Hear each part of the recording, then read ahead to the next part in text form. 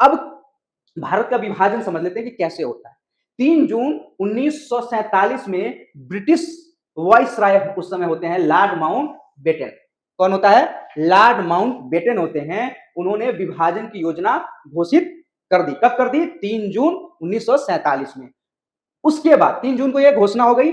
14 अगस्त 1947 में विभाजन करके पाकिस्तान बना दिया जाता है और 15 अगस्त को भारत की स्वतंत्रता को घोषित किया जाता है।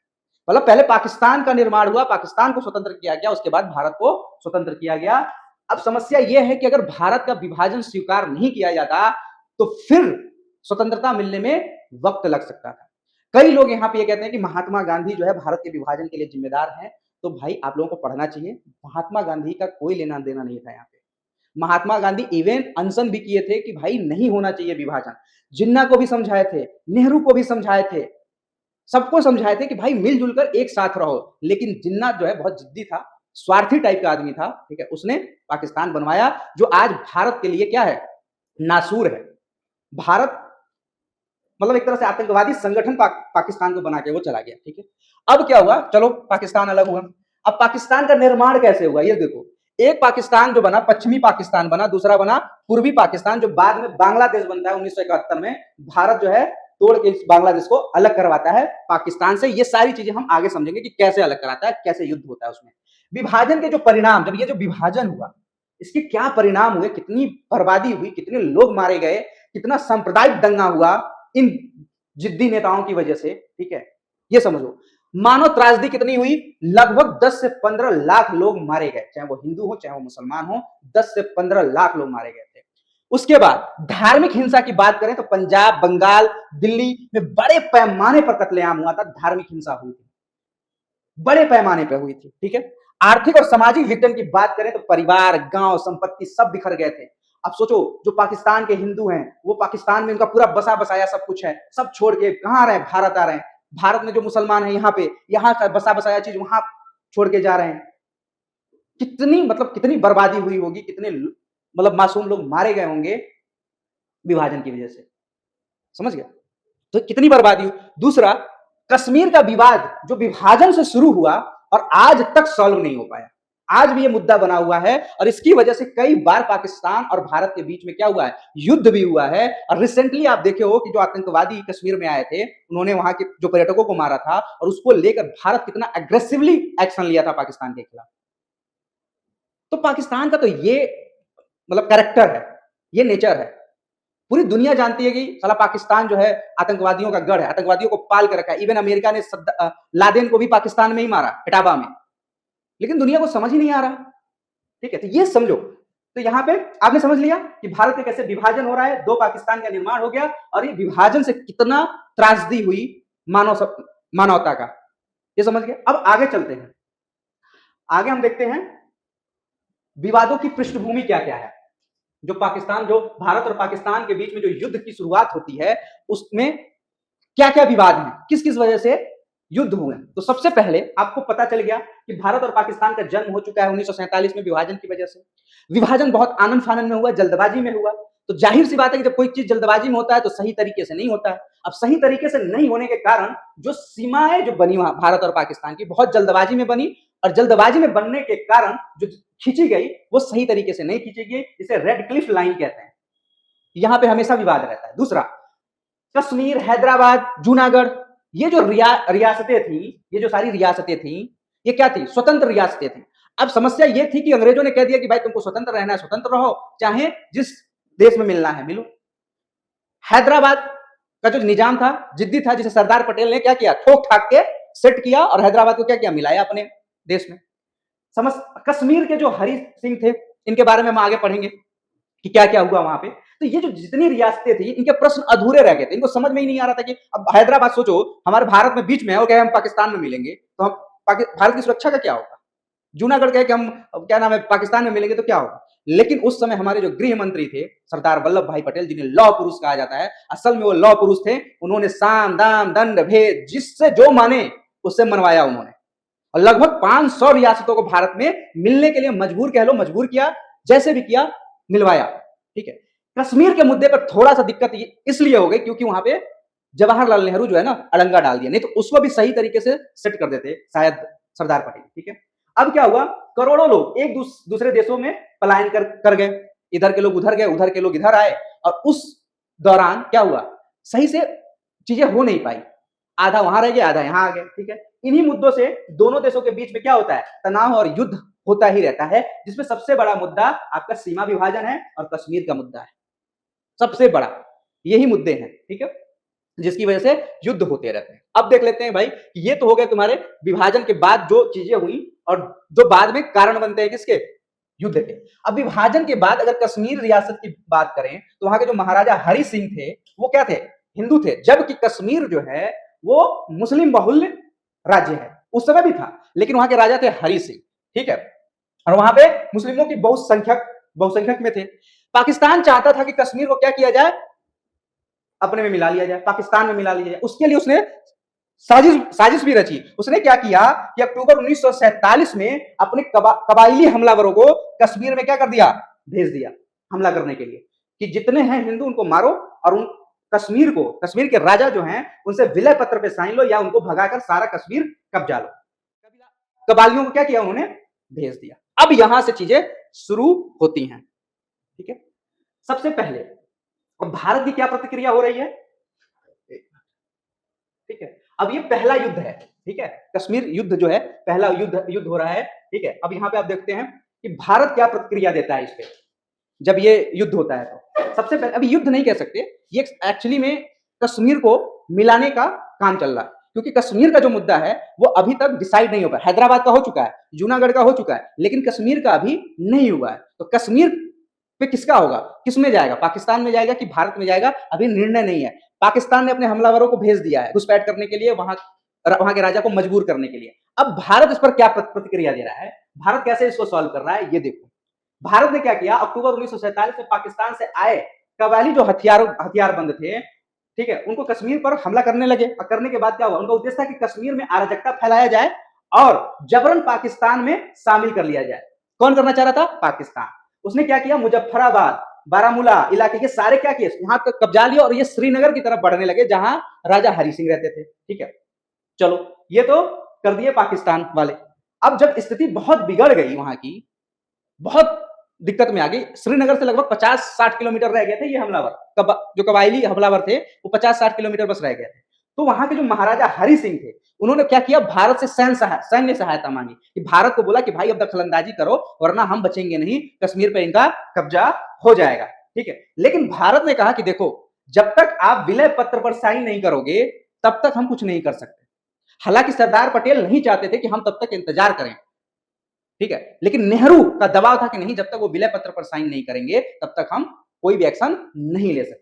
ठीक है, तो इंस्ट्रूमेंट ऑफ एक्सेशन पर साइन करने के लिए बोला गया और जैसे इस पर साइन हरि सिंह ने किया, जब तक नहीं करा तब तक भारतीय सेना नहीं भेज सकता था। ठीक है, अब क्या होता है कि कश्मीर पर भारत का विलय कराया जाता है सबसे पहले, क्योंकि भाई भारत पर कोई तोहमत ना लगे। तो जो 26 अक्टूबर 1947 में महाराजा हरि सिंह क्या करते हैं, इंस्ट्रूमेंट ऑफ एक्सेशन यानी विलय पत्र पर क्या करते हैं, दस्तावेज पर हस्ताक्षर करते हैं। और इसके बाद भारतीय सेना क्या करती है, भारतीय सेना 27 अक्टूबर 1947 में श्रीनगर पे आती हैं और वहां के जितने कबाली जो आए होते हैं हमलावर उनको पीछे खदेड़ना शुरू करती है। ठीक है, चलो अब आगे देखते हैं कि ये कैसे करती है। अब भारतीय सेना की कार्रवाई देख लो कि क्या कैसे होती है कार्रवाई भारतीय सेना की। भारतीय सेना जो है, जब विलय पत्र पर साइन हो गया है, अब बिल्कुल कानूनी रूप से कश्मीर किसका हो गया, भारत का। अब भारत अपनी कार्रवाई करना शुरू करता है। वायुसेना से पैरा ट्रूप से सैनिकों को श्रीनगर में उतारा जाता है। पैरा ट्रूप मतलब वायुयान चल रहा है और पैराशूट के द्वारा सैनिक हमारे उतर रहे हैं। ठीक है, सेना ने तेजी से आगे बढ़कर क्या किया, बारामूला और उरी को वापस हासिल कर लिया। ठीक है, धीरे धीरे पाकिस्तान के कबाली सेना को पीछे धकेल दिया और भारत ने युद्ध में जबरदस्त साहस और अनुशासन का प्रदर्शन किया। और लेकिन यह भी स्पष्ट था कि युद्ध सीमा पर पाकिस्तान के समर्थन से चल रहा था। ये पूरी तरह से, हालांकि पाकिस्तान मना कर रहा है कि हमारा समर्थन नहीं है, लेकिन मास्टरमाइंड पाकिस्तान ही था। तो कुल मिलाकर ये सारी चीजें हो जाती हैं और जो पाकिस्तान से जो हमलावर आए होते हैं, हमारी सेना ने उसको पीछे खदेड़ा और पीछे खदेड़ने के बाद, ठीक है, पूरी तरह से हम कश्मीर को नहीं ले पाए हैं अभी। ठीक है, पूरी तरह से कश्मीर को नहीं ले पाते हैं, दिसंबर 1947 में भारत ने यहीं पर गड़बड़ कर देता है। भारत इस मैटर को संयुक्त राष्ट्र संघ में लेकर चले जाते हैं जवाहरलाल नेहरू। दिसंबर 1947 में भारत संयुक्त राष्ट्र संघ में इसकी शिकायत कर देता है। किसकी? कि कश्मीर मुद्दे की, कि भाई आप हल करो इसके बारे में, ये क्या हल करेंगे, इनके पास क्या ताकत है कि हल करेंगे, ताकि अंतर्राष्ट्रीय स्तर पर क्या रहे, शांति स्थापित की जा सके। अब यहाँ पे यही ये इसी को लेकर थोड़ा सा मुझे लगता है कि नहीं, सरदार पटेल को ना थोड़ा सा टाइम देना चाहिए था और वो बराबर कर देते, पूरा कश्मीर ले लेते। ठीक है, भारत ने यह कहा कि पाकिस्तान ने हमारे क्षेत्र में अवैध घुसपैठ किया है, तो इसमें संयुक्त राष्ट्र संघ क्या करेगा? उसकी सेना थोड़ी ना आएगी हमें आजादी वो छुड़ाने के लिए।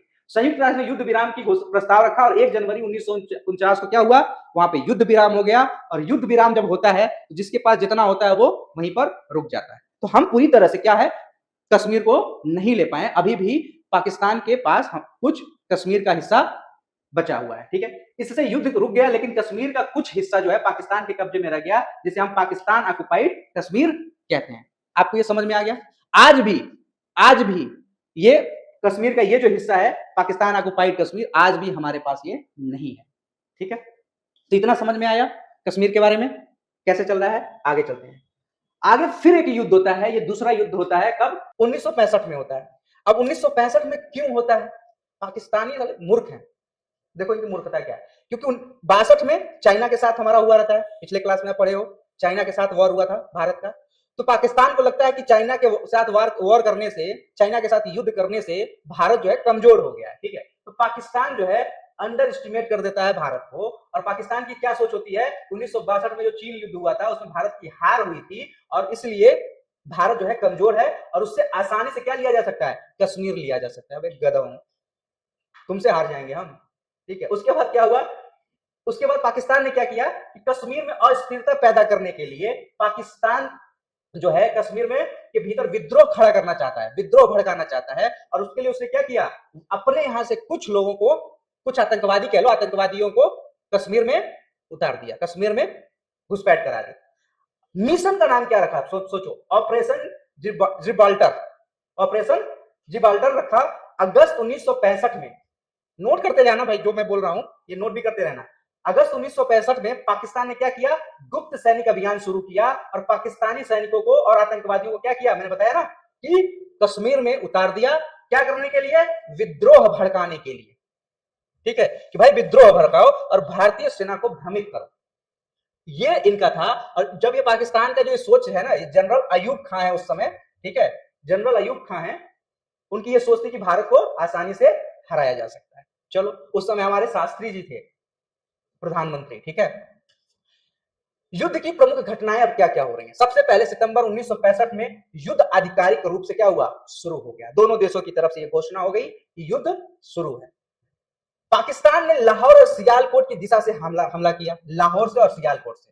वहीं भारत जो है जवाब में लाहौर और कसूर सेक्टर में प्रबल आक्रमण कर दिया और भारतीय वायुसेना ने एक अहम भूमिका निभाई इस युद्ध में। ठीक है, और कश्मीर के हाजी पीर के पास जो भी भारत, हाजी पीर जो है ना, उस पर भारत का नियंत्रण हो गया। ठीक है, और दोनों देशों के बीच में टैंक युद्ध हुआ, भीषण टैंक युद्ध हुआ। और वो कहां पर हुआ था? पंजाब के असार उत्तर में। ठीक है, असार उत्तर में भयंकर टैंक युद्ध हुआ था। ठीक है, और इसमें ओवरऑल भारत की बड़ी जीत हुई थी। पाकिस्तान जो है मुंह के बल गिरा था, युद्ध भी थोपा, मुंह के बल गिरा भी, भयंकर रूप से हारा। ठीक है, अब ये हारने के बाद अगला प्रोसेस क्या होता है?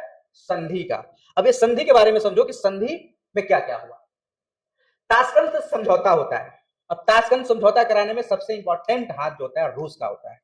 ठीक है, सोवियत संघ का होता है। सोवियत संघ ताशकंद समझौता कराता है। एक तरह से आप ये समझो कि युद्ध में जो है थोड़ा दखलंदाजी सोवियत संघ की आती है, क्योंकि भारत जो है उस समय सोवियत संघ का बहुत ही अच्छा मित्र माना जाता था, माना नहीं जाता था।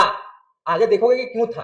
ठीक है, यह समझौता जनवरी 1966 में हुई और सोवियत संघ के शहर ताशकंद में हुई। इसमें भारत के प्रधानमंत्री लाल बहादुर शास्त्री और पाकिस्तान के राष्ट्रपति अयूब खान, जो सोचे थे कि हम भारत को हरा देंगे, जिनकी सोच उल्टी पड़ गई, उन्होंने क्या किया? संधि पर हस्ताक्षर किए। और संधि में क्या था? दोनों देश युद्ध विराम की स्थिति को बनाए रखेंगे और कब्जाए गए क्षेत्र को वापस कर देंगे। दोनों देश जो भी कब्जा किए हैं वो वापस कर देंगे और युद्ध से पहले जो स्थिति थी उस स्थिति पर आ जाएंगे। दूसरा, भविष्य में आपसी विवादों को शांतिपूर्ण तरीके से सुलझाएंगे और तीसरा, दोनों देशों के बीच राजनयिक संबंध जो है वो बहाल किए जाए। लेकिन दुखद बात ये रही, अब पता नहीं इसमें कॉन्स्पिरेसी थी या कोई षड्यंत्र था, क्या था भगवान जाने, लेकिन इसी समझौते के अगले दिन हम अपने भारत के यशस्वी कह लो, समझदार कह लो, एक बहुत इंपॉर्टेंट लीडर कह लो, नेता कह लो, प्रधानमंत्री लाल बहादुर शास्त्री की मृत्यु हो जाती है और दिल का दौरा पड़ने से। अब ये दिल का दौरा था या कोई षड्यंत्र था, क्या था, इसके बारे में अभी तक पता नहीं चला, लेकिन जो कॉज ऑफ डेथ है वो हार्ट अटैक बताया जाता है 11 जनवरी 1966 में। ठीक है, ये समझ गए। दूसरा युद्ध भी यहां खत्म हुआ। चलो अब तीसरे युद्ध की तरफ चलते हैं। तीसरा युद्ध होता है भारत और पाकिस्तान के बीच में, बहुत खतरनाक युद्ध होता है 1971 में, और इसको लीड करती हैं आयरन लेडी इंदिरा गांधी। ठीक है, उस समय प्रधानमंत्री हैं और पाकिस्तान को वो तमाचा मारी है लेडी कि अब क्या ही बताए, 2 टुकड़े कर दिए पाकिस्तान के। अब समझो पृष्ठभूमि सबसे पहले कि क्यों हुआ ये युद्ध। पश्चिमी पाकिस्तान जो आज का पाकिस्तान है, जैसा कि आपको पता है भारत का विभाजन हुआ, पाकिस्तान बना और भारत बना। मैंने बोला था कि आगे हम समझेंगे पश्चिमी पाकिस्तान और पूर्वी पाकिस्तान के बारे में। तो पश्चिमी पाकिस्तान जो बना वो आज का पाकिस्तान है, ठीक है, और पूर्वी पाकिस्तान जो आज का बांग्लादेश है। अब ये बांग्लादेश कैसे बना ये समझो। पूर्वी और पश्चिमी पाकिस्तान के बीच में भेदभाव होता था। ठीक है, क्या भेदभाव था? अगर हम क्षेत्र की बात करें तो पूर्वी पाकिस्तान में क्या था, जनसंख्या ज्यादा थी, लगभग 55% जनसंख्या इसमें थी पूर्वी पाकिस्तान में, यानी जो आज का बांग्लादेश है। ठीक है, और लेकिन राजनीतिक शक्ति इसके पास बहुत कम थी। क्यों कम थी? क्योंकि पश्चिमी पाकिस्तान जो था वहां पर शासक वर्ग, सेना और प्रशासन का पूरा नियंत्रण, पूरा ये जो एडमिनिस्ट्रेशन था, सेना था, संसद था, ये सारा कहां था? ये पश्चिमी पाकिस्तान की तरफ था। अब समझो, एक जैसे मान लो ये भारत है, तो भारत के इस तरफ ये समझ लो, ये जो है यहाँ पे पश्चिमी पाकिस्तान है और यहाँ पर ठीक है, यहाँ पे हमारा पूर्वी पाकिस्तान है, बांग्लादेश के पास, हमारा जो पश्चिम बंगाल उसके पास। ठीक है, तो यहाँ पर पूर्वी पाकिस्तान है और यहाँ पर ये वाला हिस्सा ये है आपका पश्चिमी पाकिस्तान, और बीच में भारत खड़ा है। अब सोचो, यहाँ पर जनसंख्या ज्यादा है लेकिन पूरा यहाँ पे शासन चल रहा है, इस तरफ से शासन चल रहा है। ठीक है, अब आगे क्या होता है, पूर्वी भाग का बहुत शोषण भी ये लोग करते हैं। अब आगे समझो कि आगे क्या होता है। बंगाली आंदोलन की शुरुआत होती है। अब क्यों होती है? यहाँ पे 2 चीजें समझो। एक तो भाषा की वजह से, जो पश्चिमी पाकिस्तान है वहां पर क्या बोला जा रहा है? उर्दू वहां का नेशनल लैंग्वेज, और पूर्वी पाकिस्तान बंगाली बोलने वाले लोग हैं। लेकिन पूर्वी पाकिस्तान पर क्या थोपा जा रहा है कि भाई तुम उर्दू बोलो। अब यहाँ पर भाषा, आप देखोगे भारत में भी भाषा को लेकर स्टेट बन जाते हैं, यहां भी भाषा को लेकर आंदोलन शुरू हो गया कि नहीं जी, हम पर उर्दू क्यों थोपा जाए जबकि हम बंगाली बोलते हैं, हम बंगाली भाषा से प्रेम करते हैं। समझो, भाषा आंदोलन को लेकर पूर्वी पाकिस्तान को क्या किया गया? बंगाली भाषा पर गर्व था, जबकि सरकार जो है उस पर उर्दू थोपना चाहती थी।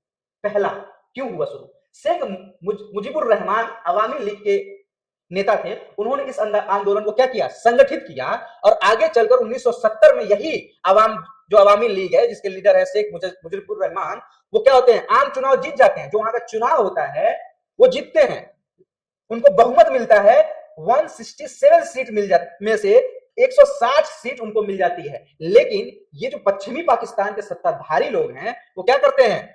एक तो जुल्फिकार अली भुट्टो है वो, और याहा खान थे। ठीक है, ये क्या करते हैं? ये सत्ता हस्तांतरण करने के लिए राजी नहीं होते, यानी जो आम चुनाव में जीत कर आया है, लोगों ने जिसे चुनाव में जितवाया है, उसको सत्ता देने के लिए राजी नहीं होते हैं, और उसको लेकर क्या हो जाता है? वहां पर बवाल शुरू हो जाता है। अब सोचो इस किस तरह का लोकतंत्र है। ठीक है, समस्या देखो, सैन्य कार्रवाई शुरू होती है और नरसंहार शुरू होता है। कहां पर? पूर्वी पाकिस्तान में, क्योंकि सत्ता का हस्तांतरण कर नहीं रहे हैं।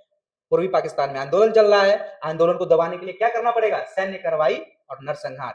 पश्चिमी पाकिस्तान के लोग अपने ही देश के लोगों के साथ कितना दुर्व्यवहार कर रहे हैं ये समझो। मार्च 1971 में पाकिस्तान की सेना ने क्या किया?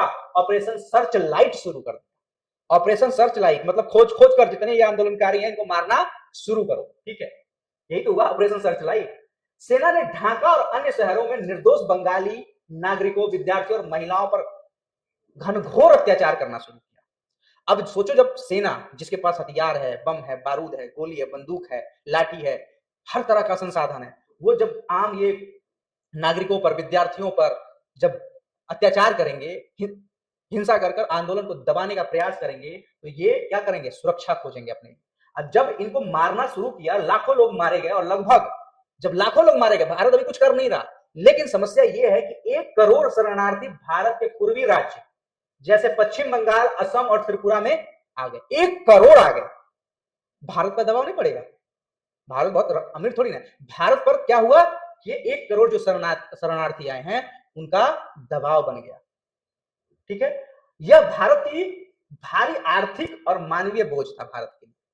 अब अगर ऐसा होगा तो ऐसा तो करेगा नहीं भारत कि अब जैसे ये कर रहे हैं अपने देशवासियों के साथ कि मार के भगा, तो ऐसे 1 करोड़ लोगों को भारत मरवा देगा। भारत को अब क्या करना पड़ेगा, मजबूरन इसमें हस्तक्षेप करना पड़ेगा, क्योंकि भारत पर लोड आ गया। ठीक है, अब भारत क्या प्रतिक्रिया दे रहा है। भारत ने शुरू में क्या किया, राजनयिक और मानवीय संसाधनों की कोशिश की, और प्रधानमंत्री जो इंदिरा गांधी हैं वो विश्व के कई देशों से इसके बारे में बात की, संयुक्त राष्ट्र संघ में बात की, अमेरिका से बात की, बहुत बड़ी अपील की कि भाई इस पर कोई ठोस कदम उठाया जाए, लेकिन सारे देश जो हैं उनके कानों पर जू नहीं रही। मतलब हमारी समस्या ही नहीं दिख रही कि 1 करोड़ लोगों का ये हो गया है, और जो पाकिस्तान है वो अपने ही देशवासियों के साथ क्या अत्याचार कर रहे हैं, इनको समझ में ही नहीं आ रहा है। जब इंदिरा गांधी को लगा कि ये सब कुछ करेंगे नहीं, इनके बस का है नहीं, ठीक है, तो भारत ने बांग्लादेश के आंदोलन को क्या किया, राजनयिक समर्थन दे दिया कि भाई ठीक है अब हम ही आएंगे तुम्हारे। उससे पहले इंदिरा गांधी ने क्या किया, सोवियत संघ के साथ सैनिक संधि कर ली, ठीक है।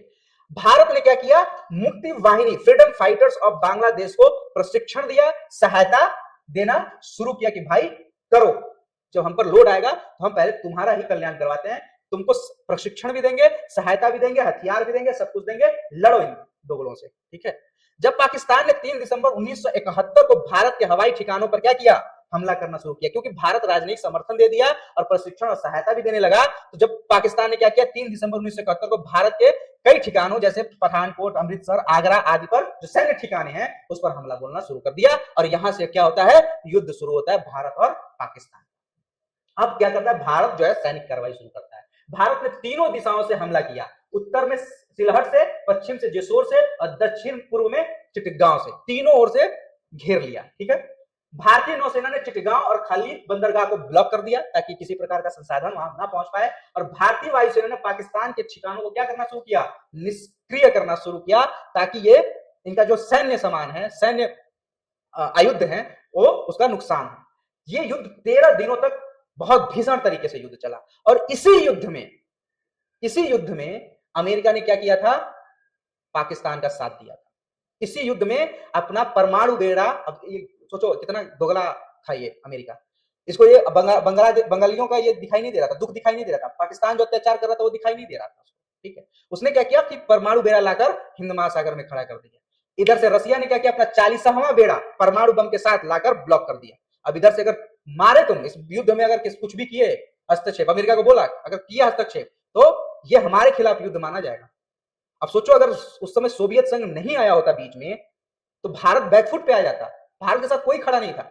ऐसे समय में सोवियत संघ ने हमारा साथ दिया, आज का जिसे हम रूस कह सकते हैं, वो हमारा साथ दिया। तो सोचो ये हमारा पुराना दोस्त है, हम उसके साथ गद्दारी कैसे कर सकते हैं। आज डोनाल्ड ट्रंप कह देंगे और हम उसको छोड़ देंगे, नहीं छोड़ सकते। वो हमारा हर समय साथ दिया है सोवियत संघ, तो हम तो क्या धोखेबाज थोड़ी ना, गद्दार थोड़ी ना। ठीक है, तो 13 दिनों की निर्णायक युद्ध हुआ, और 16 दिसंबर 1971 में ढाका को घेर लिया गया, और वहां पर पाकिस्तान की सेना जो है बिना शर्त सरेंडर कर दी, बिना शर्त क्या हुआ, सरेंडर कर दी। ठीक है, यानी भारत जीत गया। अब आगे बांग्लादेश का निर्माण हो रहा है। ठीक है, बांग्लादेश का निर्माण 16 दिसंबर 1971 को पूर्वी पाकिस्तान जो है स्वतंत्र देश बन गया, पीपुल्स रिपब्लिक ऑफ बांग्लादेश बना, जिसके प्रथम प्रधानमंत्री बने शेख मुजीबुर रहमान। ठीक है, इसके प्रथम प्रधानमंत्री कौन बने, शेख मुजीबुर रहमान बने, और लगभग इस युद्ध में 93,000 पाकिस्तानी सैनिकों ने क्या किया था, आत्मसमर्पण किया था। द्वितीय विश्व युद्ध के बाद ये सबसे बड़ा सैनिक आत्मसमर्पण था। मतलब 93,000 सैनिकों को हमारी देश की सेना ने झुका दिया था, और किसी भी कीमत पर इंदिरा गांधी पीछे नहीं हटी थी। भले अमेरिका ने अपना परमाणु बेड़ा लाकर खड़ा कर दिया, धमकी देता रह गया, लेकिन उस समय सोवियत संघ के सहयोग से, सोवियत संघ के समर्थन से भारत ने एक विश्व स्तर पर यह दिखाया कि हम किसी से कम नहीं है। ठीक है, अब ऐसे समय में अब उसको आज के लोग इंदिरा गांधी को भी अनाप शनाप बोल देते हैं, महात्मा गांधी को भी अनाप शनाप बोल देते हैं। अरे भाई, आज जो तुम बोल पा रहे हो इन लोगों की वजह से बोल पा रहे हो, ठीक है। ये समझो, हर नेता, हर भारत का प्रधानमंत्री अपने समय में बहुत अच्छा करने का प्रयास किया है। जो शासन करेगा, जो मैदान में उतरेगा, उसे थोड़ी बहुत गलतियां भी होंगी, लेकिन आप हमेशा उस पर टिकरा नहीं फोड़ सकते कि भाई उसकी वजह से ये हुआ। ठीक है भाई, उसकी वजह से हुआ तो तुम आप सही करो, तुम हो तो सही करो इसको, ठीक है। तो ये चीजें ध्यान रखनी चाहिए। चलो आगे अब देखते हैं। शिमला समझौता होता है इस युद्ध, मैंने बोला ना युद्ध खत्म हुआ तो कोई ना कोई समझौता होगा। शिमला समझौता होता है। युद्ध के बाद इंदिरा गांधी और जुल्फिकार अली भुट्टो के बीच में 1972 में शिमला में समझौता होता है, भारत में, ठीक है। प्रमुख बिंदु क्या होते हैं इसमें? दोनों देशों ने सभी विवादों को शांतिपूर्ण तरीके से बातचीत से सुलझाने का वादा किया। यह वादा बहुत करते हैं, निभाते कुछ नहीं है पाकिस्तान वाले, ठीक है। सीमा रेखा को नियंत्रित रेखा, लाइन ऑफ कंट्रोल, एलओसी के रूप में मान्यता दी गई और दोनों देशों के जो कैदी थे, युद्ध में जो कैदी बनाए गए थे 93,000, दोनों देशों के, उनको क्या किया गया? युद्ध के बाद सामान्य संबंध बहाल होने के बाद वापस किया गया, छोड़ दिया गया, मुक्त कर दिया गया। ये था शिमला समझौता। क्वेश्चन आ जाएगा, शिमला समझौता, ताशकंद समझौता, ये सबको बड़े ध्यान से देखो और लिखते जाओ जो जो बिंदु हैं, ठीक है। और कब हुआ, ये भी क्वेश्चन आ जाएगा आपका। कौन किसके किसके बीच में हुआ? इंदिरा गांधी जुल्फिकार अली भुट्टो के बीच में ये हुआ, ठीक है। चलिए आगे चलते हैं। अब हम देखते हैं तीसरा युद्ध, ठीक है।